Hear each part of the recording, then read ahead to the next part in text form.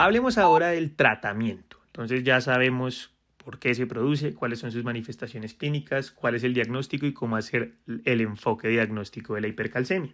¿Cómo lo vamos a tratar? Los pilares del tratamiento van a radicar en la restauración del volumen intravascular, porque la hipercalcemia genera mucha deshidratación, la terapia hipocalcemiante y el tratamiento de la causa. Entonces comencemos con la restauración del volumen intravascular. Esta recomienda realizarse con solución salina al 0.9% y no con lactato de Ringer porque el lactato tiene calcio. Y se realiza porque la mayoría de los pacientes con hipercalcemias graves tienen una depresión marcada del volumen intravascular por la propiedad osmótica del calcio.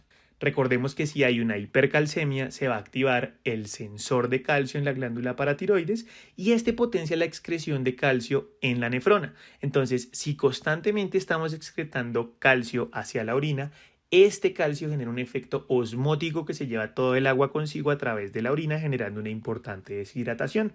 Entonces, esta hidratación debería realizarse en 24 a 48 horas con altas velocidades de infusión de 200 a 300 mililitros por hora y luego ajustarlo a 100 a 150 mililitros por hora, siempre teniendo en cuenta la severidad, la edad y que el paciente no tenga comorbilidades cardíacas o renales que impidan que uno dé estas tasas de velocidad de infusión.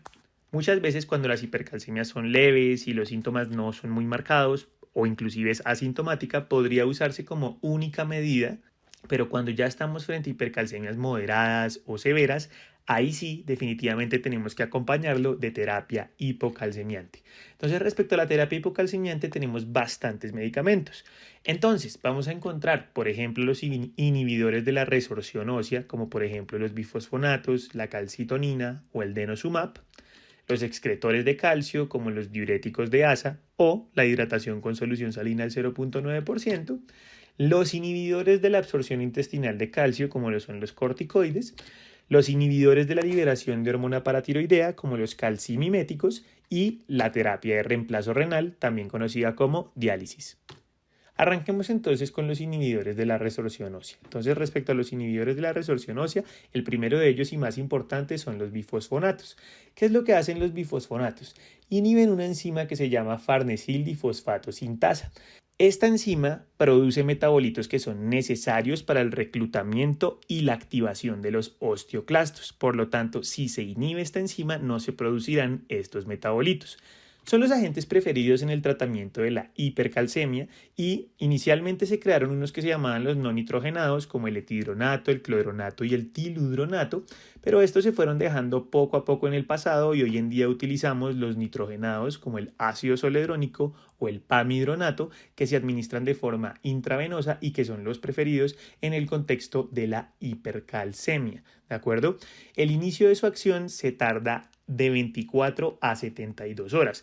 Por lo tanto, si nosotros se lo ponemos al paciente, no obtendremos un efecto inmediato y en esas primeras horas probablemente tengamos que apelar a la hidratación o a otras estrategias que sean más rápidas, dado que el nadir de los bifosfonatos va a desarrollarse más tarde.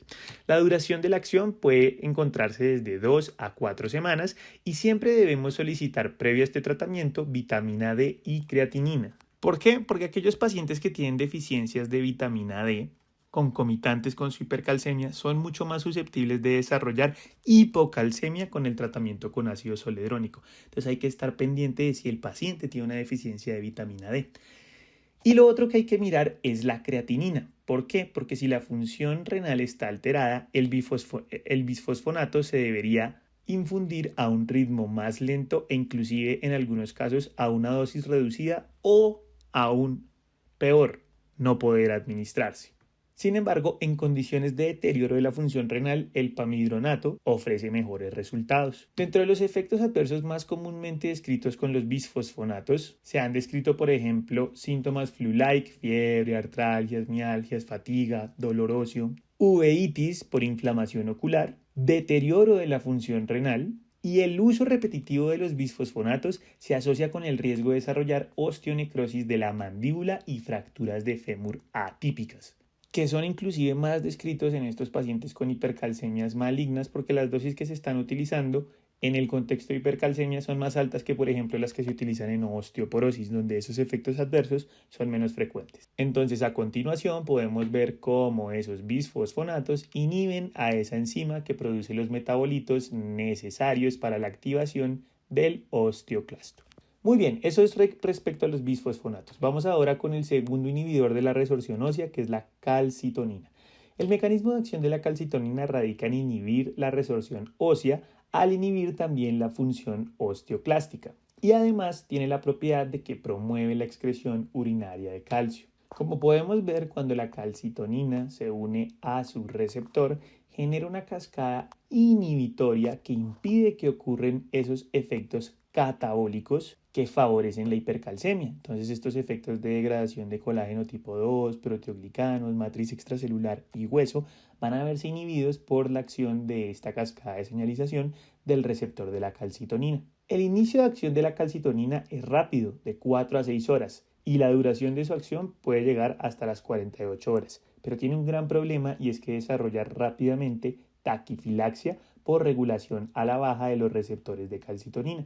Por esta razón, su eficacia solo se va a limitar a las primeras 48 horas, incluso con dosis repetidas. Por eso y debido a la duración limitada de su efecto, la calcitonina es más útil en pacientes que sean sintomáticos con calcios elevados en combinación con hidratación y con bifosfonatos. ¿En qué dosis se administra? Una dosis inicial de 4 unidades por kilo, y si el calcio disminuye, se repite cada 12 horas durante 24 a 48 horas con la misma dosis. Si el calcio no disminuye, podemos aumentarlo a 8 unidades por kilo cada 6 a 12 horas. La calcitonina realmente es segura y es relativamente no tóxica. Siendo honestos, es un agente relativamente débil, pero lo bueno es que funciona muy rápidamente y puede reducir el calcio en un máximo de 1 a 2 miligramos por decilitro a las 4 a 6 horas. Por eso puede llegar a ser útil en combinación con la hidratación para el tratamiento en la parte inicial de la hipercalcemia grave mientras los bisfosfonatos actúan. Vamos ahora con el último inhibidor de la resorción ósea, que es el denosumab.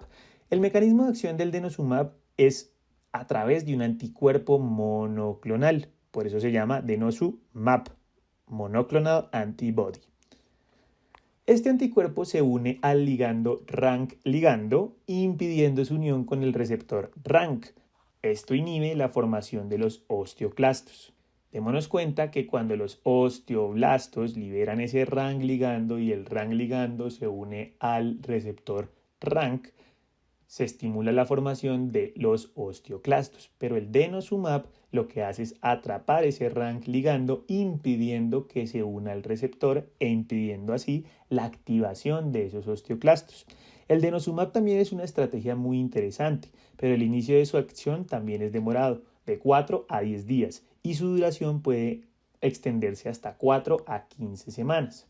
Por lo general, el denosumab se utiliza cuando los bisfosfonatos están contraindicados y cuando esa es la situación, se administran dosis de 60 miligramos subcutáneos. Pero cuando estamos, por ejemplo, en casos de hipercalcemia refractaria, podemos utilizar dosis más altas hasta de 120 miligramos subcutáneos.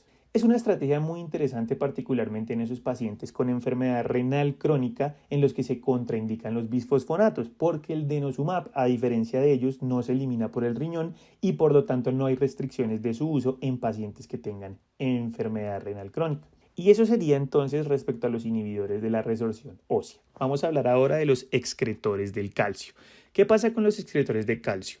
Uno de ellos son los diuréticos de ASA. Sabemos que los diuréticos de ASA inhiben no solo la reabsorción de cloro, sodio y potasio, sino también la reabsorción de calcio en el asa de Henle y están indicados particularmente en pacientes que tienen hipercalcemia y que tienen insuficiencia renal o falla cardíaca, en donde el exceso de líquido es un problema y en ellos queremos prevenir que haya una sobrecarga hídrica. Sin embargo, no se recomienda utilizarlo en pacientes que no tengan estas enfermedades que favorezcan la sobrecarga hídrica. ¿Por qué? Porque la furosemida, o bueno, los diuréticos de ASA favorecen mucho el riesgo de hipocalemia o de hipomagnesemia.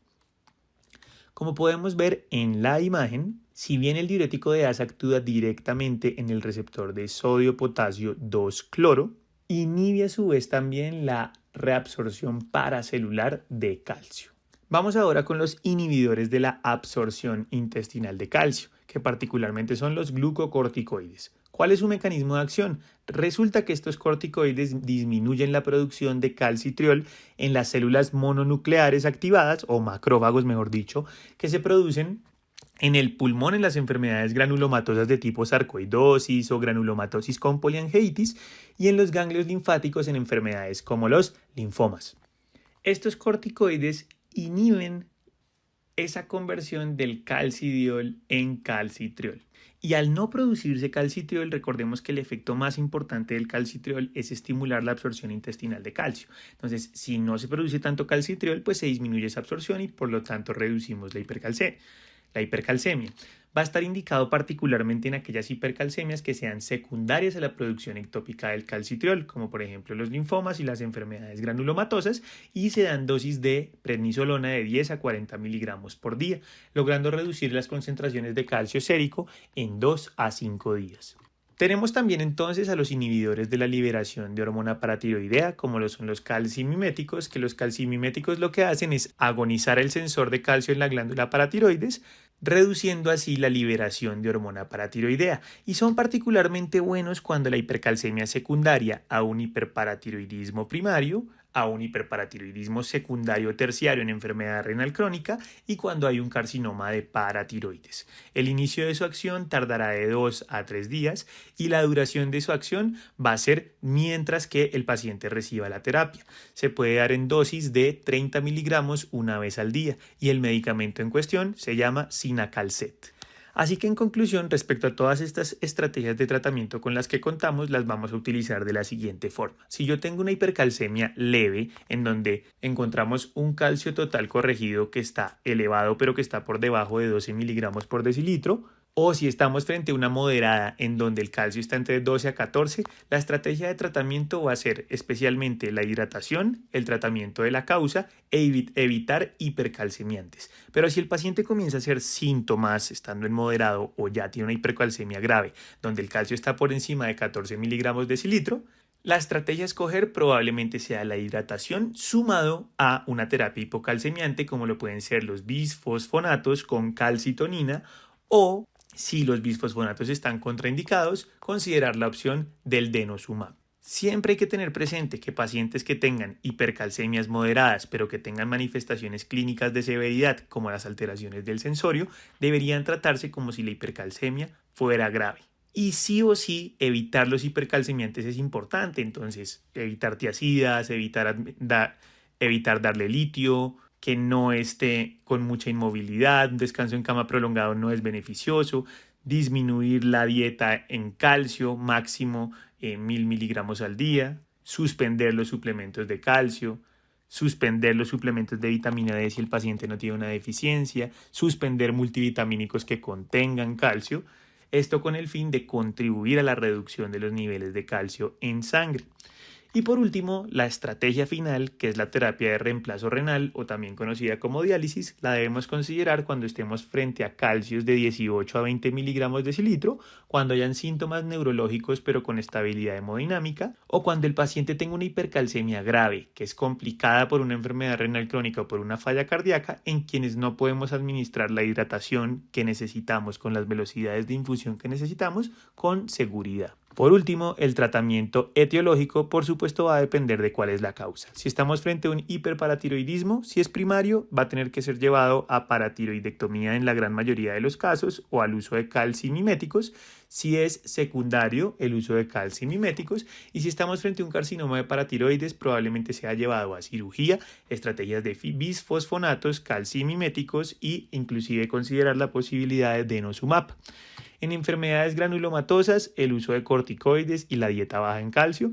En la hipervitaminosis D o intoxicación por vitamina D, hay que suspender el calcitriol si eso es lo que lo está generando y estimular la rehidratación. Y si es causada por calcidiol, requeriremos entonces prednisolona y bisfosfonatos porque este tipo de hipercalcemia dura más, entonces es necesaria una terapia más agresiva en donde podamos suprimir la absorción intestinal, la resorción ósea y contribuir a esa suspensión de el calcidiol para poder llevar los niveles de calcio a valores normales. Y si estamos frente a una hipercalcemia hipocalciúrica familiar, usualmente no se trata porque la elevación del calcio sérico va a ser leve y produce pocos o ningún síntoma. Y de esta forma finalizamos nuestra revisión acerca de hipercalcemia. Espero haya podido ser útil para ti. No te olvides de dejarnos tus sugerencias en la cajita de comentarios y seguirnos para recibir más información de cuando subamos nuevos videos. Nos vemos en un próximo video.